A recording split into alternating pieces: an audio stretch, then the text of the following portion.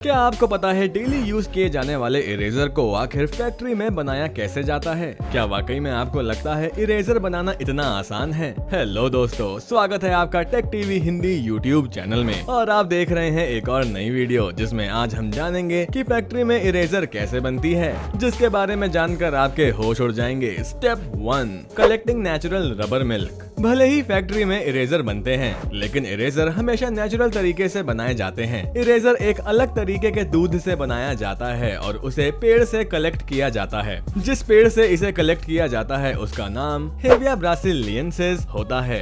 Eraser को बनाने के लिए सबसे पहले जो दूध कलेक्ट किया जाता है, इस पेड़ की छाल को जगह जगह से काट कर उस पर एक एक बर्तन लगा दिए जाते हैं, जिससे धीरे धीरे उस पेड़ का दूध उस बर्तन में इकट्ठा होते जाते हैं। ऐसा करने में काफी समय लगता है क्योंकि पेड़ से दूध बूंद बूंद करके बर्तन में जमा होते हैं। एक एरिया में जितने भी रबड़ के पेड़ होते हैं, सभी पर अलग अलग जगहों पर कट लगाकर उस पर बर्तन को लटका दिया जाता है, जिसमें रबड़ बनाने के लिए दूध को स्टोर किया जाता है। इसके बाद उस इकट्ठा किए हुए दूध को अलग से बर्तन में डाला जाता है और उसे आगे के प्रोसेस के लिए फैक्ट्री में भेज दिया जाता है, जहां इरेजर बनाने के प्रोसेस को आगे बढ़ाया जाता है। Step 2, turning milk into rubber. जिस तरह पनीर बनाने के लिए दूध में नींबू डाला जाता है और उसे अलग किया जाता है, ठीक उसी तरह कलेक्ट किए हुए दूध को रबर में बदलने के लिए उसमें केमिकल मिलाया जाता है और उसे लगभग 3 से 4 घंटों तक इसी तरह छोड़ दिया जाता है। कुछ घंटों के बाद पानी और रबर दोनों अलग अलग हो जाते हैं, जिसे सुखाने के लिए कई जगहों पर धूप तो कई जगहों पर मशीन की हेल्प ली जाती है। लेकिन इस दौरान जो रबर बनकर तैयार होता है उससे मिटाया नहीं जा सकता,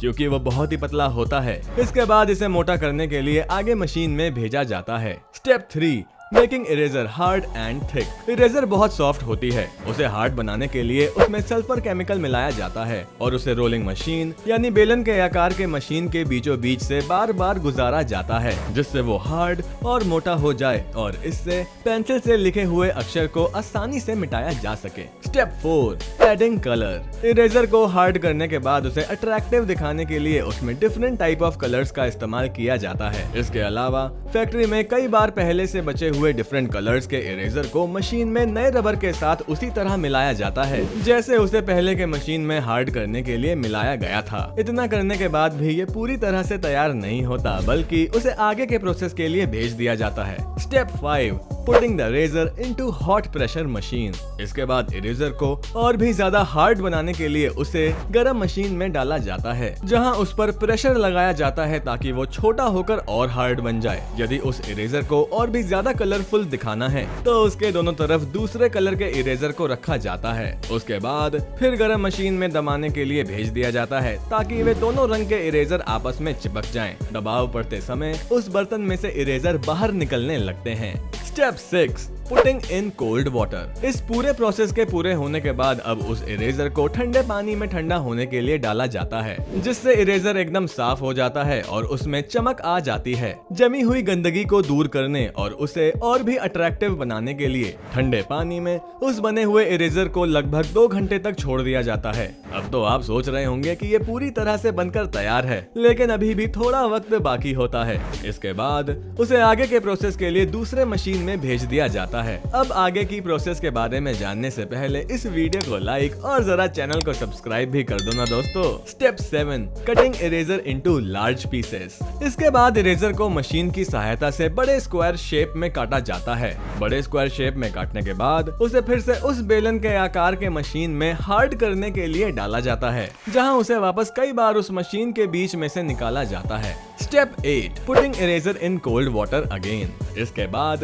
इरेजर को फिर से ठंडा करने के लिए पानी में डाला जाता है। अब आप सोच रहे होंगे कि बार बार इसे हार्ड करने वाली मशीन में डालकर वापस से ठंडे पानी में डालने से क्या फायदा है, लेकिन आपको बता दें कि हार्ड करने वाले मशीन में से बार बार पास करवाने के बाद जब ठंडे पानी में इसे रखा जाता है तो इससे इरेजर और ज्यादा हार्ड हो जाता है, जिससे पेंसिल से लिखे वर्ड्स को मिटाने में कोई परेशानी नहीं होती है। Step 9, cutting eraser into small pieces. इसके बाद आगे के प्रोसेस में इरेजर को मशीन की हेल्प से छोटे छोटे पीसेस में काटा जाता है और उसे एक नया शेप दिया जाता है, जो दिखने में और भी ज्यादा खूबसूरत और अट्रैक्टिव लगता है। यदि छोटे पीसेस में काटते समय इरेजर का आकार नुकीला हो गया हो तो उसे वापस से मशीन में डालकर सही आकार दिया जाता है। अब इरेजर पूरी तरह से मिटाने के लिए तैयार हो जाता है। Step step 10, branding and packaging. Eraser बना लेने के बाद अब ब्रांडिंग और पैकेजिंग की बारी आती है, लेकिन इसके पहले मशीन की हेल्प से इस पर ब्रांड के नाम को प्रिंट किया जाता है। इसके बाद इरेजर को पैकेजिंग के लिए भेजा जाता है, जहां उसकी पैकेजिंग की जाती है और उसे बॉक्सेस में भरकर मार्केट तक पहुंचाया जाता है। अब इरेजर पूरी तरह से बाजार में भी बिकने के लिए तैयार है।